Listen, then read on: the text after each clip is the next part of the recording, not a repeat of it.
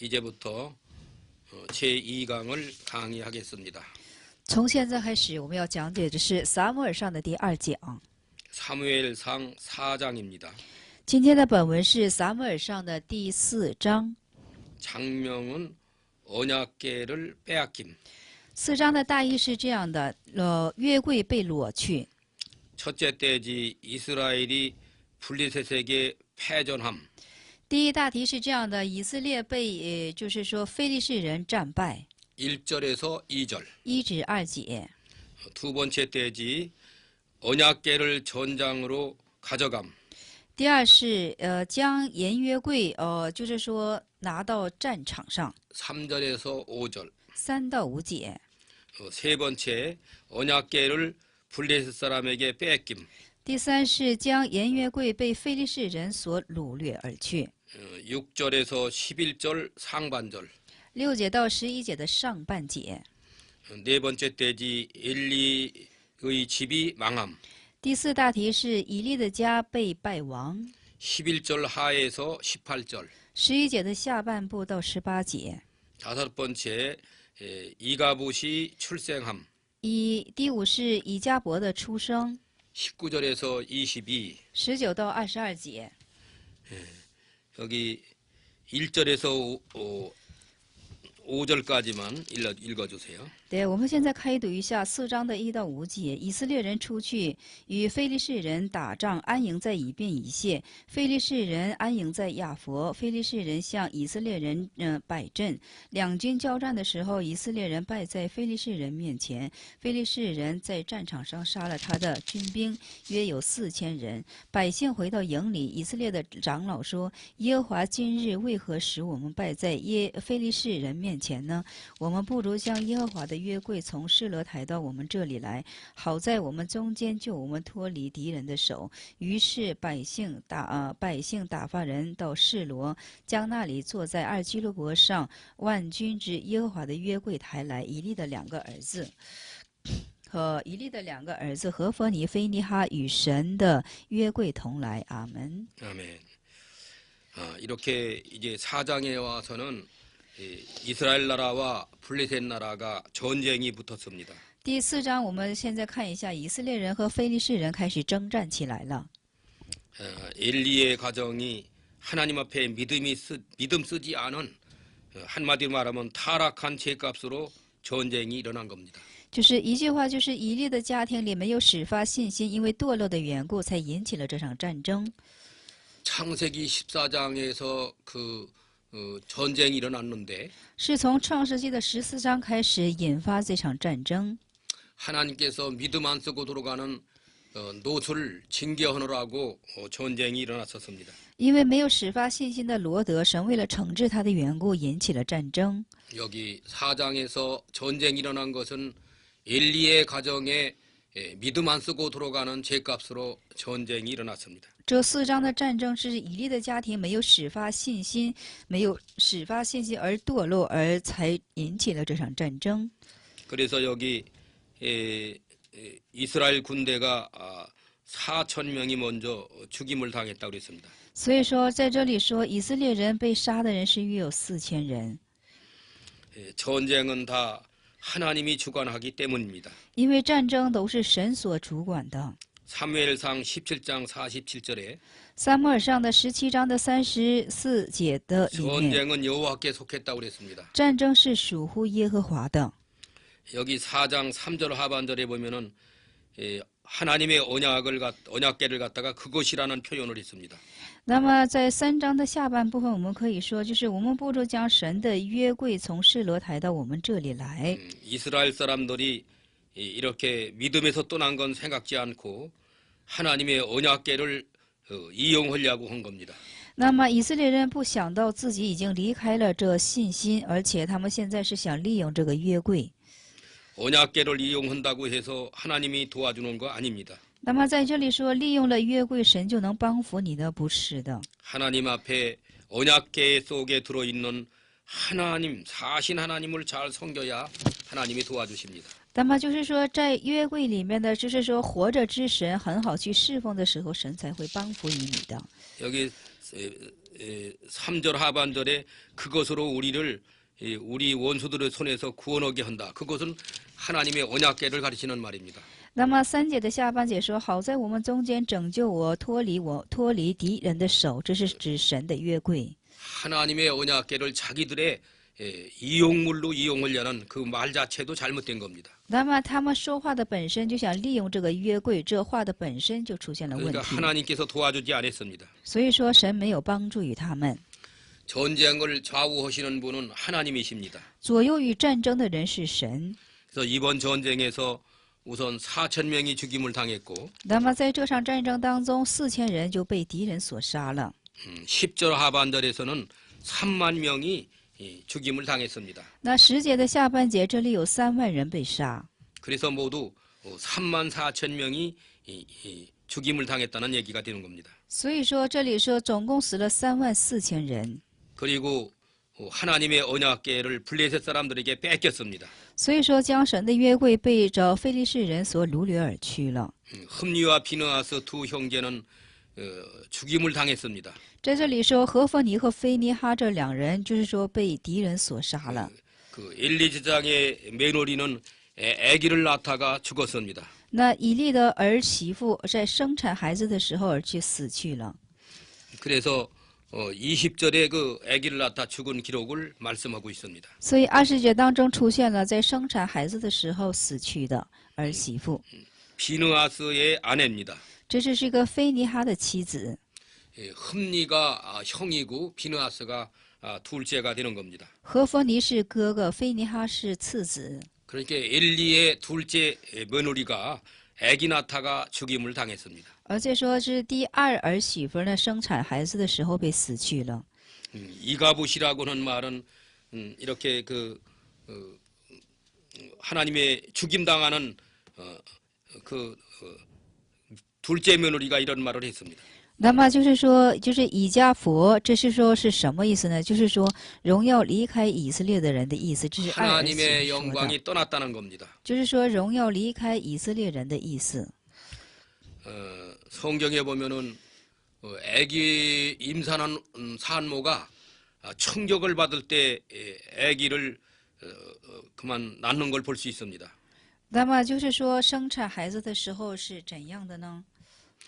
그러니까 출산할 시기가 아직 안 됐는데 충격받았기 때문에 아기를 낳는 겁니다. 就是说没有到生产的时期，但是因为受了冲动的缘故呢，就是说被受刺激而生下这个孩子。 야곱의 부인 그 나헬이라는 여자가 있습니다. 那么雅各的有拉结这样的夫人， 창세기 35장 17절에서 18절에 있습니다. 创世纪35章的17到18节， 그 충격을 받고서 그만 아기를 낳습니다. 受了刺激而生下这个孩子， 아기 낳고서 그 나엘이 죽었습니다. 而且生下孩子之后，拉结就死去了。 그리고 여기 오늘 4장 20절에서도 비느하스 아내가 충격받아 가지고 아기를 낳고 죽었습니다. 而且4章的20节也是菲尼哈的儿子，就是说菲尼哈的妻子呢，在受刺激生孩子的时候呢，他就死去了。 출산한 시기가 아직 안 됐는데 낳았다는 얘기가 되는 겁니다. 就是说还没有到满期要生下的时候呢，这孩子受刺激而被生下来。 나엘이 아내 나엘도 그렇게 출산한 시기가 안 됐는데 그렇게 충격받아 가지고 아기를 낳습니다. 拉结也是还没有到生产孩子的日期就生下孩子，是因为受刺激的缘故。 그러면서 네가 하나님의 영광이 떠났다고 그랬습니다. 说这里是神的荣耀离开了。 한마디로 말하면 이 4장에서는 엘리 가정의 죄값으로 완전히 망해버렸습니다. 那么第4章的一句话就是说，以利的家庭因为罪的缘故，怎么一概怎么的被败亡的样式了。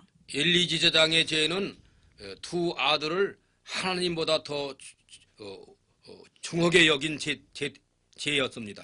那么以利祭司长的罪是什么呢？就是看重自己的2个儿子，过于看重神，所以说就是一个偶像之罪。 아들 두 형제가 하나님보다 더 귀중하게 생각한 그런 죄입니다.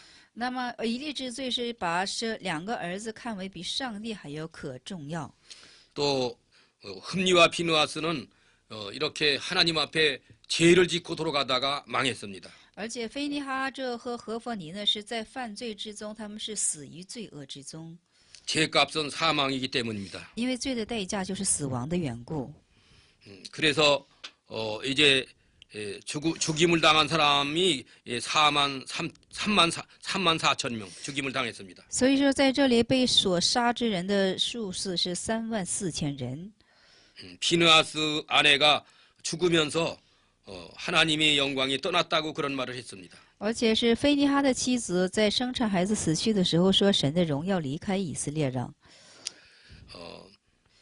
에덴 동산에서는 아담과 하와가 범죄함으로 만물이 저주받는 것을 볼 수 있습니다. 在伊甸园的时候，亚当和夏娃因为犯罪的缘故，万物都因着他们被受咒诅。 창세기 3장 17절에서 19절에 있습니다. 创世纪的3章17到19节里有这样的经节。 창세기 6장 1절에서 3절에서는 创世纪的6章1到3节的内容是， 노아 시대의 교인들이 타락함으로써 홍수 심판이 왔습니다. 就是挪亚时代的教真因为堕落的缘故，招来了洪水的审判。 오늘 본문 4장에서는 엘리의 3부자, 아버지와 두 아들 해서 3부자가 타락함으로 해서 전쟁의 징계가 왔습니다. 今天本章的4章里面有一场战争，是因为以利三父子的，就是说犯罪之结果。 엘리의 두 아들은 한 장소에서 죽임을 당했습니다. 那么以利的2个儿子在一个战场上同时被杀。 엘리 제사장은 의자에 앉았다가 떨어져서 목이 부러져 죽었습니다. 这以利祭司长是坐在门旁的时候呢，他的就是说颈项被折断而死。 4장 18절에 보면은 제사장 된 지가 40년이 되었습니다. 那么4章的18节可以看到，以利从事祭司长的年数是40年。 40년 동안은 사산으로도 하고 제사장으로도 했지만은 그러나 죽는 것으로 끝을 맺혔습니다. 但是以利就是说40年间，即使是世事，又是祭司长，但是最后是以这样的死来做结束。 하나님의 법궤는 블레셋 사람들에게 뺏김을 당했습니다. 那神的约柜呢，是被这非利士人所掳掠而去了。 5장으로 가겠습니다. 我们要现在过到第5章的里面。 5장의 장면은 블레셋의 재앙날입니다. 这5章的大意是这样的：在非利士地降下灾殃。 첫째 대지는 하나님의 궤가 블레셋 땅으로 감. 1절. 第一大题是这样的：神的约柜就是说，运到这非利士的地。 둘째는 하나님이 다곤을 치심. 1节。第二大题是这样的，就是说神就是击打大滚。 2절에서 5절. 2至5节。 세 번째는 아스돗의 재앙을 내림. 第3是在亚实突降下灾殃。 6절에서 7절. 6到7节。 넷째는 가드의 재앙을 내림. 第4是在加特降下灾殃。 8절에서 9절. 8至9节。 다섯 번째는 에그론의 재앙을 내림. 第5是在以俄伦降下灾殃。 10절에서 12절. 10至12节。 1절 읽어주세요. 对，我们现在开读一下5章的第1节。非利士人将神的约柜从以便以谢抬到亚实突，非利士人将神的约柜抬进大衮庙，放在大衮庙的旁边。阿门。 하나님의 법궤에는 뭐냐? 거기에는 세 가지가 들어 있습니다. 那神的约柜是什么呢？是里中包含着有3样。 모세가 시내산에서 40일 금식기도 2번씩 해가마 받은 십계명이 들어 있고, 就是说，摩西在西乃山做了2次40日禁食祷告所接受的石板律法石板。 광야 40년에 만나를 하나님이 내려주셨는데 만나가 거기 들어 있고, 而且旷野40年里，上帝上下马拿，这马拿就装在约柜的里面。 아론의 지팽이에서 싹이 났는데 그 아론의 싹난 지팽이가 언약궤에 들어 있습니다. 那亚伦的发芽之杖也包含在这约柜的里面。 그 하나님의 언약궤의 상징은 사신 하나님을 상징하기도 하고, 那就是说，这约柜是象征着活着之神的意思， 진리 되시는 예수님을 상징하는 것도 됩니다. 而且也象征着是真理之神的意思。 신구약 성경을 요약한 그런 하나님의 말씀을 상징하기도 합니다. 而且是也怎么呢？就是说，这是新旧约圣经的一个核心。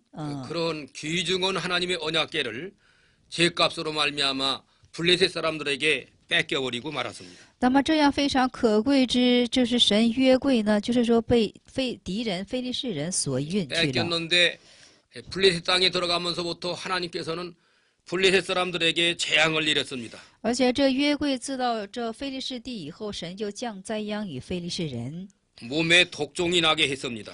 让他们的身上使他们的身上发出痔疮来。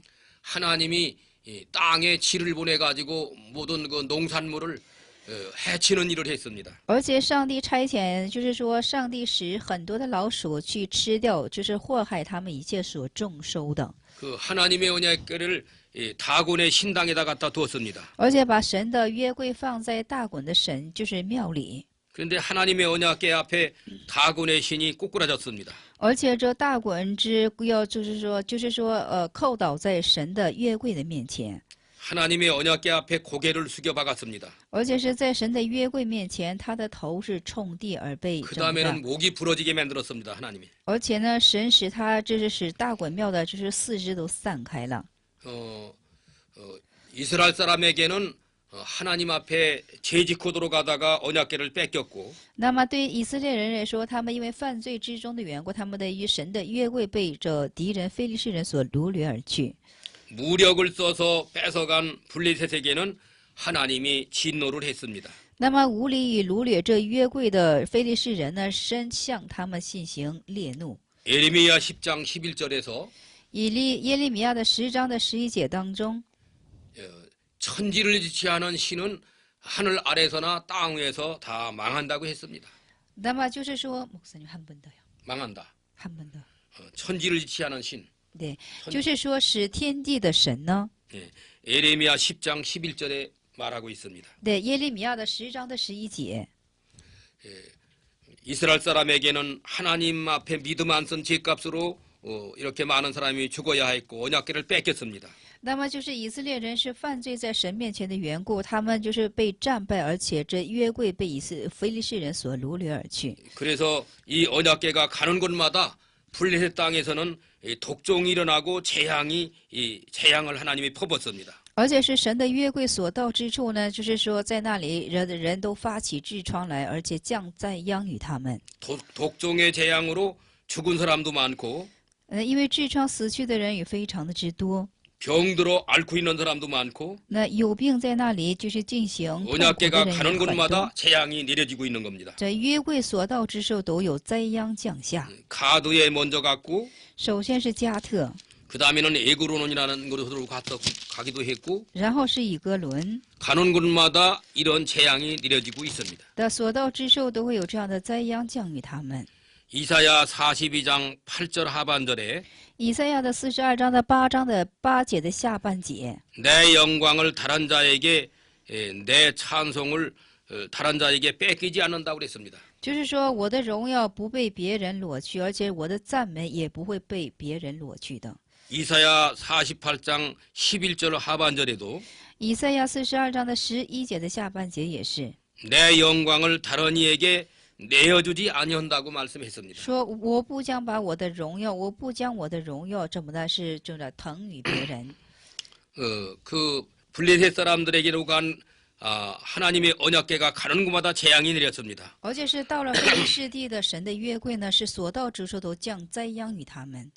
고린도후서 2장 16절에 哥林多后书的2章16节， 이 사람에게는 사망으로 쫓아 사망에 이르게 하고 而且是使他们入至死亡， 저 사람들에게는 생명으로 쫓아 생명에 이르게 한다 그랬습니다. 使这人是入了死亡，使那人是追随生命而得着生命。 이 사람들은 이 하나님을 대적하고 들어가는 사람들을 가르쳐서 블레셋 사람들을 이 사람이라고 하는 말이 되는 겁니다. 那么这人指向的就是非利士这等与人。 저 사람들은 하나님을 잘 섬기는 사람들에게는 생명으로 쫓아 생명에 이르게 합니다. 那么那人指的是很好去侍奉神的人，而且是让他们步入与生命之中。 블레셋 사람들이 하나님의 언약궤를 하나님 섬기려고 뺏어간 거 아닙니다. 那么就是说，非利士人不是为了要侍奉神的原因而掳掠这个约柜的。 하나님의 언약궤는 하나님 섬기는 이스라엘 백성에게 해당이 되는 겁니다. 这神的约柜只能是该当与侍奉与神的这以色列的百姓。 이스라엘 백성에게 하나님의 언약궤 속에 십계명 10가지를 하나님은 계시로 줬습니다. 而且是上帝启示怎么呢？这是在约柜里，神以启示的样式给以色列百姓有十诫命。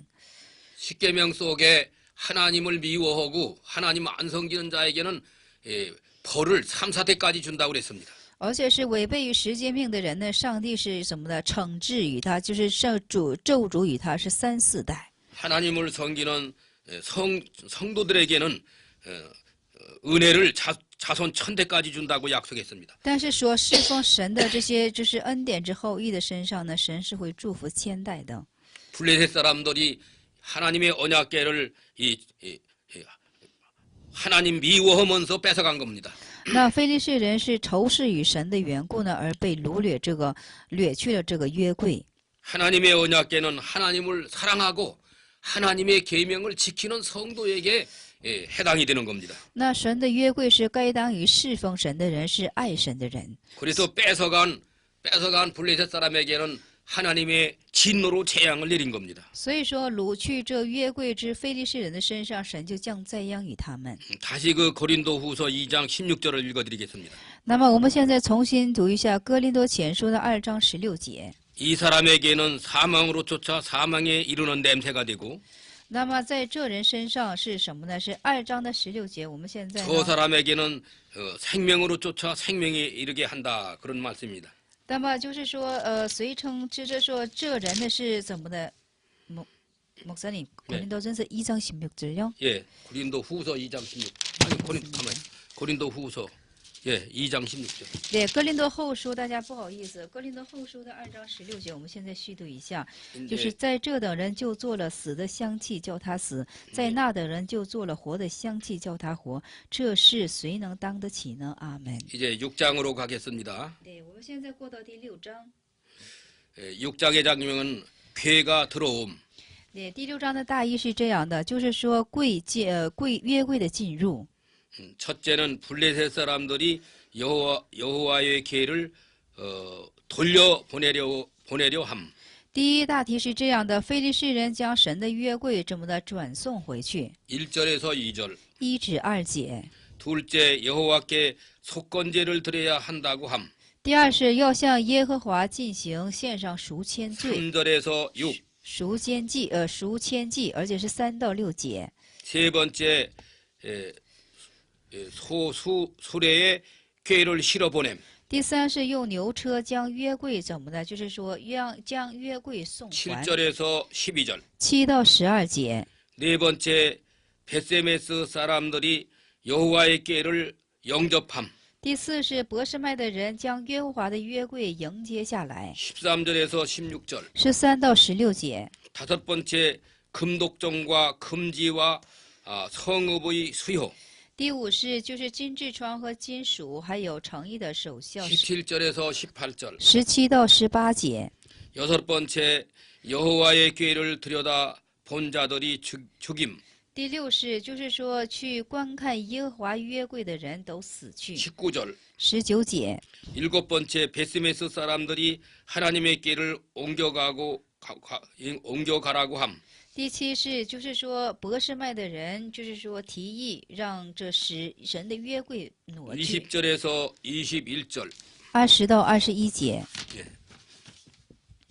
1절서 2절 읽어주세요. 对，6节的1、2节，我们现在开读一下。耶和华的约柜在非利士人之第7个月，非利士人将祭司占卜的聚了来，问他们说：“我们向耶和华的约柜应当怎样行？请指示我们用合法将约柜送还原处。”阿门。 블레셋 사람들이 하나님의 궤를 뺏어다 놓고서 큰 화를 당했습니다.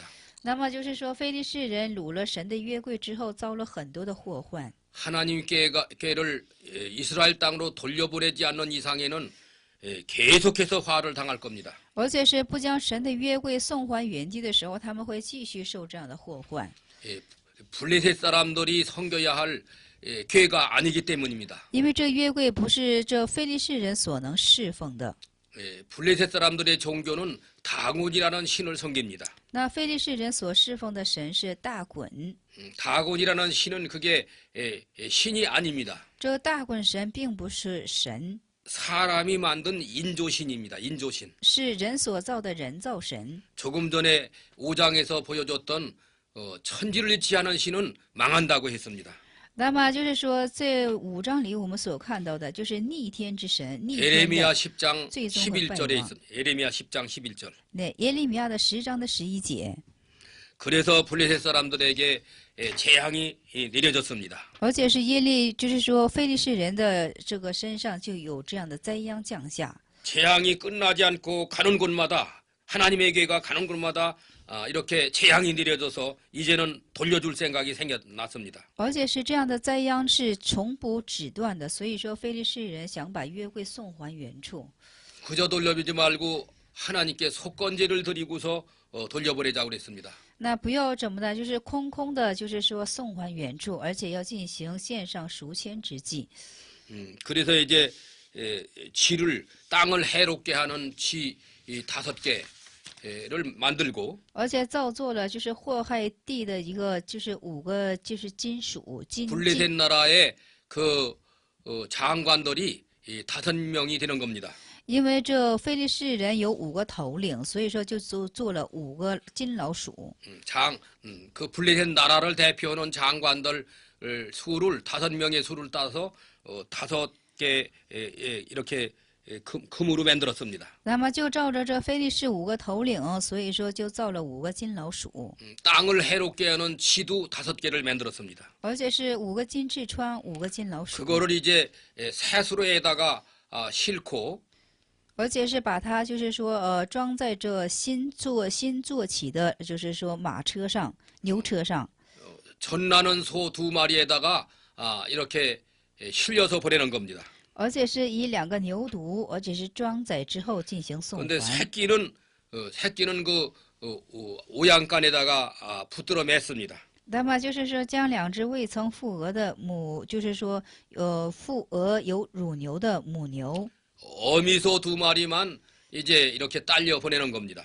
那么将2只未曾复鹅有乳的母牛呢套在车上。 그래서 2마리 암소에게다가 멍에를 매서 지금 이스라엘 땅으로 보내는 겁니다. 那么将这2只母牛呢附上鹅之后呢，将它们就是说送还于以色列的地。 그런데 그 2마리 소들이 가면서 이렇게 참 울면서 갔습니다. 那这2个母牛呢，就是说走的时候是吼叫着。 이 소 2마리는 역사적이면서도 하나님의 종도를 가르칩니다. 这两个牛也指向着是指导者。 신명기 25장 4절에 보면 申命记的25章的4节，我们可以看到， 곡식을 밟아 떠는 소의 입에 망을 씌우지 말라는 말씀을 했습니다. 就是说场上的牛不可以，就是说场上揣骨的牛不可以笼罩它的嘴。 그 말씀을 그 고린도전서 9장 9절에서 10절에 인용해서 말했습니다. 而且这句话运用在哥林多前书的9章9到10节当中。 소는 우리 교역자를 가르쳤다는 말을 하고 있습니다. 这里的牛指向的是我们的教导者。 초대교회 시대에는 예수님의 12제자 사도들을 가르쳤고 那么初代教会史的时候是指向耶稣的12个门徒， 오늘날에는 목사와 전도사를 가르쳤습니다. 今日是指向的是就是说牧师和传道师。 소라는 것은 주인을 위해서 일체 순종하고 복종하는 것이 소입니다. 那么就是说牛是对于主人就是一概的进行忠心，这就是牛的本质。 법궤를 메고 가는 거, 이 교역자를 상징하는 겁니다. 那么在这里说是背着约柜，就是说扛着约柜，这也是象征着指导者。 이 말씀을 6장에 있는 말씀을 요약한다면은 베스로메스로 가는 암소라 이렇게 말할 수 있겠습니다. 那么把6章就是说概括起来，中心的内容是这样的，走向就是说博士麦的2个牛。 울면서 가지만은 이렇게 다시 돌아오지 않았습니다. 他们是一面走一面叫，但是一去是无回。 교역자는 다시 세상으로 돌아와서는 안 됩니다. 那么教导者去了之后，不可以再回到世界之中。 2마리 암소는 베스메스에 가가지고 제물이 되었습니다. 那么两个母牛到了伯示麦之后，就在神前成了祭物。 멍에다 메고 간 그 수레도 다 제물 바치는 데 씌워졌습니다. 而且这就是说，父的牛车也是成了在上帝面前献祭时候去使 그래서 用了， 베스메스로 가는 두 마리 암소가 되는 겁니다.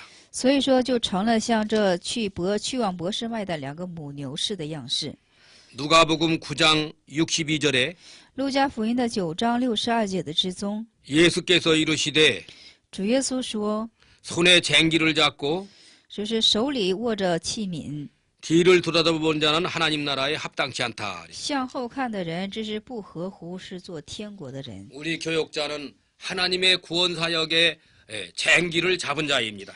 我们教导者就是在神救恩的历史上握着一个器皿之人。 복음 전하는 것만 전념하는 하나님의 구원 쟁기를 잡은 겁니다. 我们手握的器皿，就是说要专指以这救恩，就是救恩事工当中的器皿。 일단 쟁기를 잡았으면은 뒤를 돌아보지 말고 一旦我们手中握了这样的器皿，就不要再回头去看了。 십자가만 바라보고 앞으로 나가야 됩니다. 我们唯有仰望十字架，向前而又再向前。 여기 블레셋 사람들을 하나님 믿지 않는 이방 사람들이지만은 이 사람들을 통해서 하나님의 정도를 상정하는 것을 진리로 나타냈습니다. 那么这非利士人虽然是不信神的人，但是通过这两个牛象征的是神家的两个 베스메스로 가는 두 마리 암소는 교역자를 가리칩니다. 所以说在这里向往就是往这伯示麦去的这两个母牛，就象征着现今的指导者。 블레셋 사람들이 이제 그런 의논을 했습니다. 而且非利士人就做了这等的议论。 이 두 마리 암소가 벗개를 메고 무사히 국경을 넘어가면은 그건 이 재앙이 벗개 뺏은 연구라고 우리가 판단하자. 那么他们是这样的去思想：这两个牛要是安然無恙的过了这警戒线的时候，就这定语是耶和华所赐予他们的灾殃了。 그렇지 않고 소가 국경을 넘어가지 못하게 될 경우에는 우리에게 재앙이 우연히 왔다는 것을 우리가 판단해야 되겠다 그랬습니다. 那么这两个牛就是说不安然的没有能过上这警戒线的时候呢，这个灾殃就是偶然，就是说到他们那里的。 새끼를 떼놓은 암소 두 마리가 그렇게 돌아서지 않고 간 거는 그 하나님께서 우연한 일이 아닙니다. 那么将牛犊关在家里的这两个母牛呢，就是说出走的这个母牛都是出乎神的。 구약 시대나 신약 시대나 하나님의 이렇게 복음 사역을 해야 할 정도를 상정하는 겁니다. 无论是旧约时代还是新约的时代，都将指向是参与福音之中的指导者们。 쟁기를 잡은 자가 뒤를 돌아보지 말아야 하는 것입니다. 手握器皿的人不当再向后去看了。 복음의 벗궤를 맨 교역자들이 세상으로 돌아가지 말아야 됩니다. 那么背起这福音之约柜的人，不要再回到世界中去了。 다른 견론을 팔지 않고 오로지 영살리는 복음 운동만만 해야 됩니다.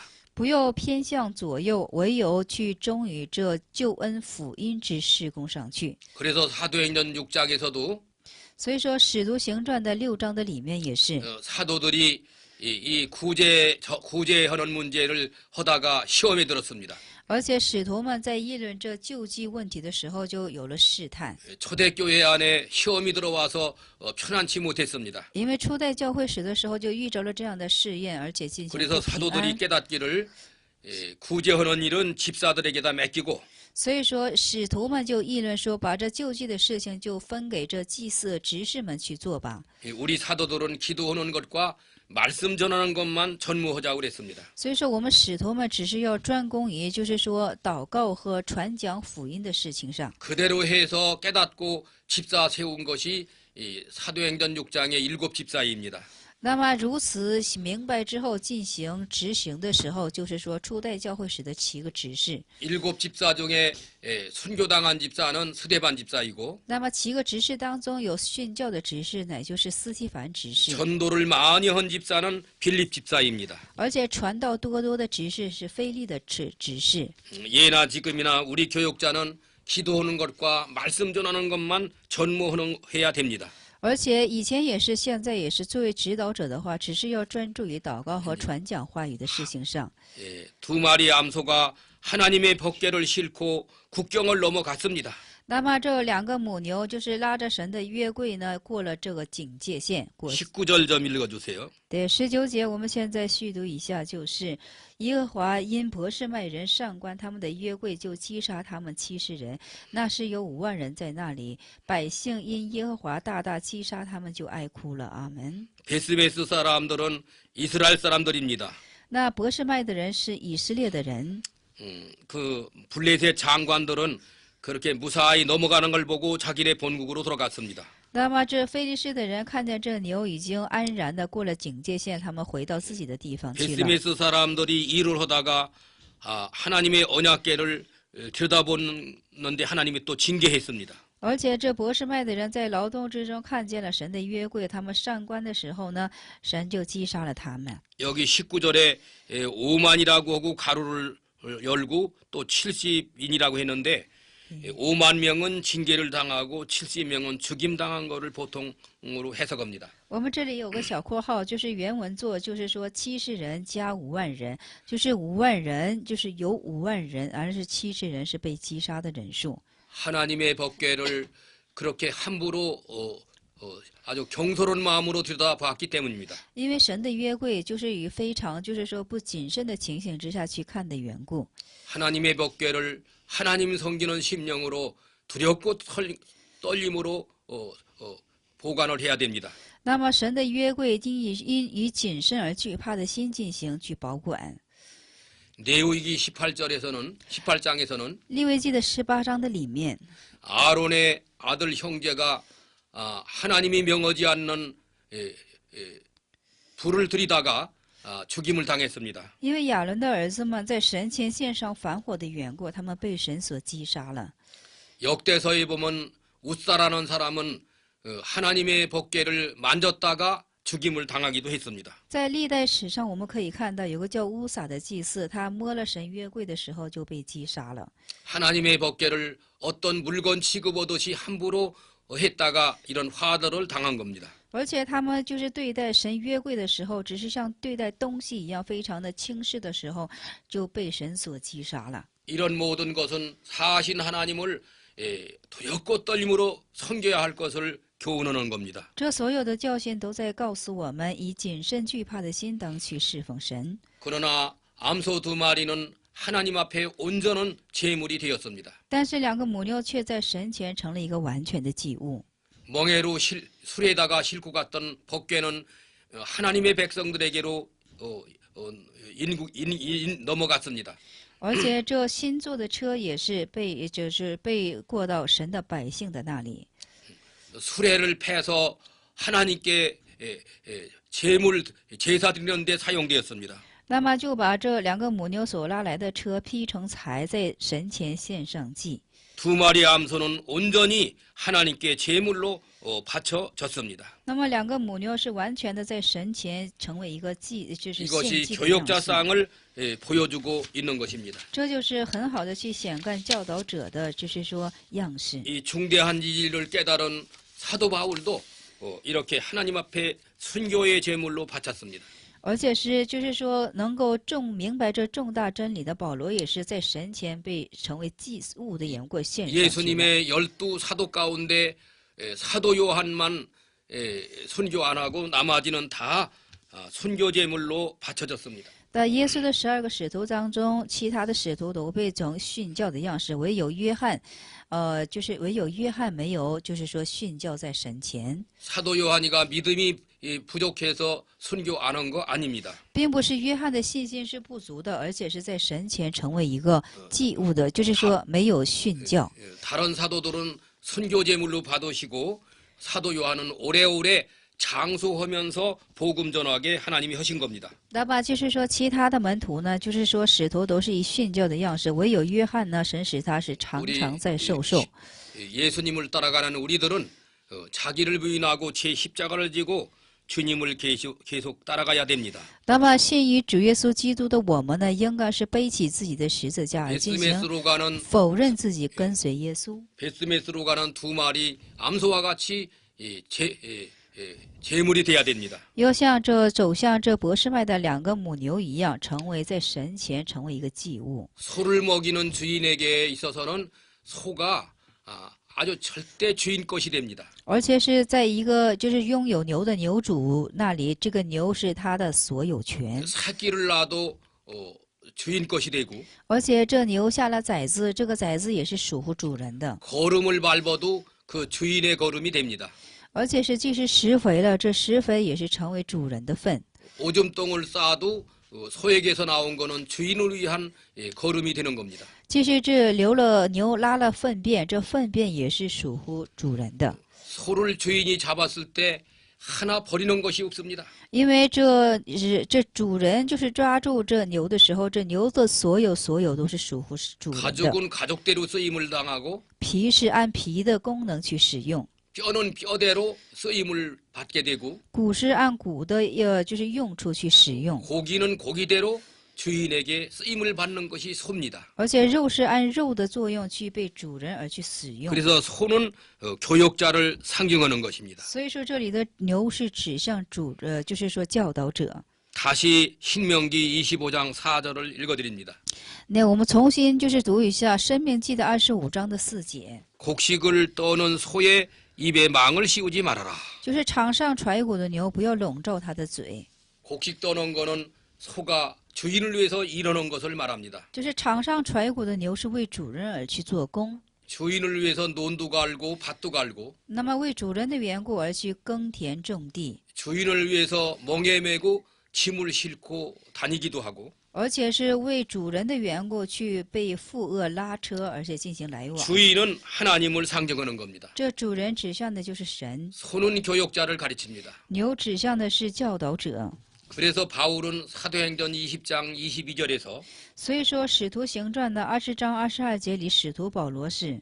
보라 내가 심령의 매임을 받아 예루살렘으로 가는데 所以说，看呐，我的心被所捆绑，我要上到耶路撒冷去。 거기서 무슨 일을 만날지 나는 알지 못하노라. 我不知道要在那里将遇到怎样的事情。 성령이 각성해서 내게 이르기를 圣灵觉醒而向我说起， 결박과 환란이 나를 기다린다 하시나 只在那里有患难和逼迫在等待于我。 나의 달려갈 길과 但是我所当走、所当跑的路， 주 예수께 받은 사명을 다하려 하면은 而且是从主耶稣受的一切职分当所尽的时候， 나의 생명을 조금도 귀한 것으로 여기지 아니하노라.